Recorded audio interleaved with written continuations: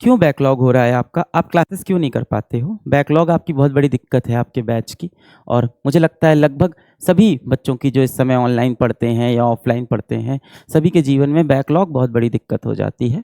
तो बैकलॉग इतनी बड़ी दुविधा क्यों है आपके जीवन की? मुझे ये बताओ। क्यों हो रहा है बैकलॉग? कितनी क्लासेस होती है दिन की? 2 क्लासेस, है ना? कितना घंटा हुआ ये?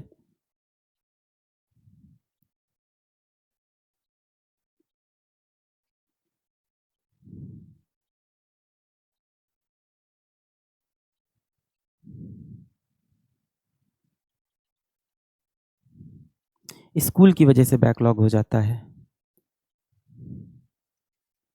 तो आप अपने दिल पे हाथ रख के बोल दो कि आप स्कूल जाते हो, स्कूल के बाद आके आप अपनी क्लासेस करते हो और उसके बाद आप कहीं पे भी अपना समय खराब नहीं करते हो। ये बात अपने दिल पे हाथ रख के एक बार बोल दो। या तो अपने दिल पे हाथ रख के आप ये बोल दो कि आप एकदम सच्ची लगन से, सच्ची निष्ठा से, सच्चे दिल से, एकदम सच्चे, एकदम सच्चे, मैं एकदम तुमसे बात कर रहा हूँ बेटा। जिस टाइम अपने मोबाइल फ़ोन में देख के लगातार कमेंट कर रहा है बैकलॉग, बैकलॉग, तुम ही से बोल रहा हूँ बेटा मैं। तुमने क्या सच्चे दिल से ये कह सकते हो कि तुम अपनी पूरी निष्ठा से, पूरी ईमानदारी से पढ़ाई कर रहे हो? क्या दिक्कत है बताओ? इतना अच्छा बैच मिला है, इतने बढ़िया शिक्षक मिले हैं, हाँ, इतना बढ़िया होमवर्क मिलता है, टेने को टेस्ट मिलता है। कितने बच्चे ऐसे हैं जिनको इस तरह की सुविधाएँ नहीं मिल रही है?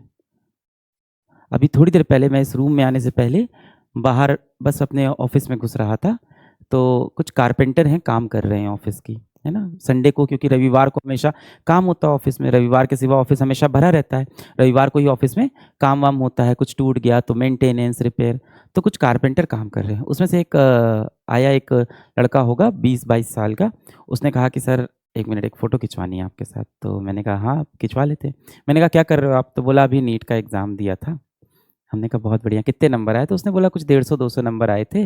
मैं पूरी तरह से तैयारी कर नहीं पाया, समय नहीं मिला। मैंने कहा अच्छा कैसे पढ़ रहे थे? तो बोला बड़ी मुश्किल से मैंने यकीन बैच खरीदा था। हमने कहा बहुत बढ़िया। हमने कहा इस साल बोला अभी नहीं खरीद पाया यकीन बैच क्योंकि पैसे नहीं हैं और अब मैं काम करने लगा हूँ। मैंने उसी उसी समय पे यकीन बैच के सारे सब्सक्रिप्शन दिए, अपनी टीम को बोला। पर आप सोचो ऐसे बच्चे हैं जो इन हालातों में तैयारी कर रहे हैं, आपका जीवन कितना अच्छा चल रहा है इनसे। आप रविवार के दिन अपने कंप्यूटर स्क्रीन के सामने बैठ के बैकलॉग बैकलॉग लिख पा रहे हो। वो बच्चा शायद बैकलॉग शब्द का मतलब भी नहीं जानता होगा। आपको क्या लगता है आप भाई 7 घंटे स्कूल में रहते होगे, ठीक है? इसके बाद आपका 3-4 घंटे का बैच चलता है, ठीक है? 11 घंटे हुए, आपसे 11 घंटे की मेहनत नहीं हो रही जीवन में। यहाँ तो पूरे टाइम मेहनत भी नहीं होती। स्कूल के अंदर देखा जाए तो दोस्तों से भी मिलते हैं, टीचर भी रहती है, बैकफील्ड में भी जाते हैं, मज़े भी करते हैं, लाइब्रेरी जाते हैं, कभी कंप्यूटर पीरियड होता है, बहुत सी ऐसी चीज़ें होती हैं, लंच होता है, माइंड बहुत रिफ्रेश होता है। आप जीवन में 11 घंटे अपने लिए सीरियस नहीं हो पा रहे हो, इसके बाद 1-2 घंटे सेल्फ स्टडी और कर लेंगे, 12-13 घंटे सीरियस नहीं हो पा रहे हो।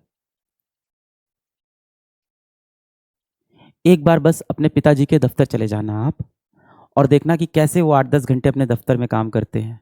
जिस दिन आप अपने पिताजी के साथ जाके दफ़्तर में उनको 8-10 घंटे काम करते हुए देख लोगे ना बेटा, उस दिन आपको अपनी पढ़ाई बहुत आसान लगने लगेगी। उस दिन आपको आपका जीवन बहुत आसान लगने लगेगा। एक दिन के लिए अपनी लाइफ़ अपनी माँ से बदल लो। सुबह 5 बजे उठ के सबसे पहले पूरे घर में झाड़ू लगाना, पोछा लगाना, घर साफ करना, आपके लिए टिफ़िन बनाना, आपको तैयार करना, आपको स्कूल के लिए रेडी करना, खुद नहाना-धोना, उसके बाद आपके पिताजी के लिए टिफ़िन बनाने लग जाती हैं, फिर उनको ऑफ़िस भेजना, ऑफ़िस भेजने के बाद घर का खाना बनाना, आपका इंतज़ार करना, फिर जैसे ही आप घर आओ आपको खाना देना, हाथ में आपको ग्लास देना, फिर आपको कोचिंग के लिए भेजना, आपका पूरा ध्यान देना, शाम में फिर पिताजी आ जाते हैं, उनके लिए नाश्ता देना, बीच में कोई मेहमान आ गया, उनके लिए खाना-पीना बनाना। बहुत सी यहाँ पे काम करने वाली माताश्री भी होंगी, जो काम करती हैं, वो साथ में अपनी लाइफ़ भी मैनेज कर रही हैं, काम भी कर रही हैं, ऑफ़िस भी जा रही हैं, पैसा भी कमा रही, घर भी सँभाल रही। एक दिन के लिए अपनी माँ की ज़िंदगी जीना, आपको अपनी पढ़ाई बेटा बहुत आसान लगने लगेगी। ईश्वर ने आपको बहुत अच्छा मौका दिया, आप इस बात को समझ नहीं रहे हो। जिस तरह का बच्चा मुझसे बाहर मिला, ऐसे बहुत से बच्चे आते हैं, मुझे इंटरव्यूज़ देते हैं, तब मुझे पता चलता है। आपका जीवन बहुत अच्छा है। आप सिर्फ़ और सिर्फ़ अपने समय का सही से इस्तेमाल नहीं कर रहे हो। बस यही दिक्कत है। बस यही दिक्कत है।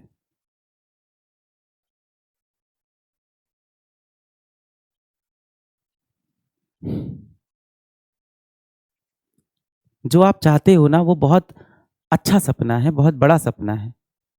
जो IIT Delhi, IIT Bombay, IIT Kharagpur, IIT Kanpur जाने का आप सपना देख रहे हो, उस सपने के लिए कुछ जीवन में त्याग करना पड़ेगा। क्या आप वो त्याग कर रहे हो अपने जीवन में?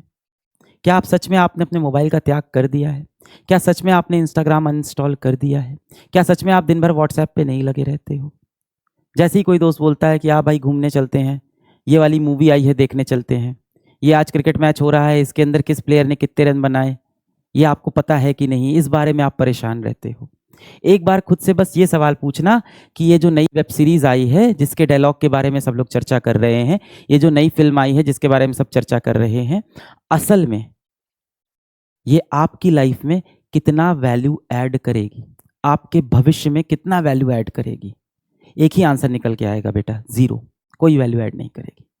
वैल्यू ऐड करेगा आपका त्याग, आपका संघर्ष।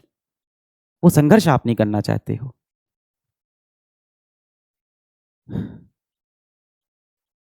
मेरे को किसी ने एक बात बोली थी जब मैं छोटा था, कि छोटा भी नहीं था, कॉलेज में था, तो उस समय किसी ने बोला था कि हर किसी को चाहिए कि उसकी चाय मीठी हो जाए, पर वो चीनी नहीं डालना चाहता चाय में।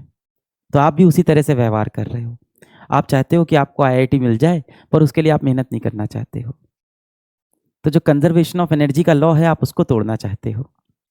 कभी भी आप देखो तो जो आपका वर्क आउटपुट होता है वो वर्क इनपुट से ज़्यादा नहीं हो सकता, हमेशा कुछ ना कुछ कम होता है, क्योंकि हर मशीन की कुछ ना कुछ एफिशिएंसी होती है जो 100% कभी भी नहीं होती। सिर्फ और सिर्फ आइडियल सिनेरियो में 100% हो सकती है किसी मशीन की एफिशिएंसी, है ना? तो आपकी एफिशिएंसी 100 तो है नहीं। तो जितना रिक्वायर्ड टाइम है वो तो आप दे नहीं रहे हो। ऑलरेडी जो एक लेवल चाहिए वो आप दे नहीं रहे हो, उससे कम दे रहे हो। उसके अंदर भी आपकी एफिशिएंसी कम है। कहने का मतलब, अब अगर 11 घंटे आप सच में अपने जीवन के दे भी रहे हो, तो 11 घंटे में से आपके इफेक्टिव हो सकता हो 7 से 8 ही घंटे हो जिसमें आप सच में मेहनत कर रहे हो। इसके बाद आप कैसे कैसे एक्सपेक्ट कर रहे हो कि आप आईआईटी में पहुंच जाओगे? चमत्कार नहीं होगा। अगले 1.5-2 साल के अंदर कोई चमत्कार नहीं होगा। पिछले 18 साल में आपके जीवन में क्या अचानक से कोई चमत्कार हुआ है कि अचानक से आपने कुछ तैयारी नहीं की हो, लास्ट में पेपर बहुत अच्छा हो जाए? हो सकता हो ऐसा स्कूल के समय में हुआ भी हो, क्योंकि लास्ट समय पे टीचर इंपॉर्टेंट सवाल बता देता है कि ये आएगा। अगर आप आईआईटी में ऐसा सोच रहे हो, आईआईटी एडवांस में, बेटा कभी नहीं होगा। बहुत छोटे हो आप, अभी 11th में आए हो ना, ऐसा कभी नहीं होगा। कोई इंपॉर्टेंट नहीं निकल के आना लास्ट दिन, पेपर वैसे ही बनना है।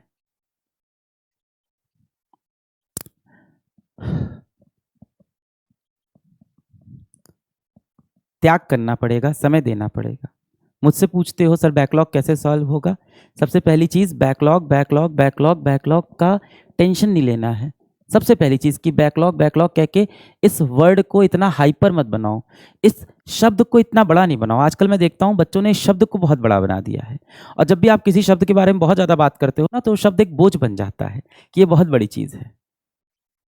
आप इस चीज़ का हौवा बना देते हो, बैकलॉग बैकलॉग बैकलॉग। अब ये शब्द बहुत बड़ा बन गया है, अब आपको इससे डर लगने लग गया है। तो पहले तो इस शब्द को इतना बड़ा नहीं बनाओ।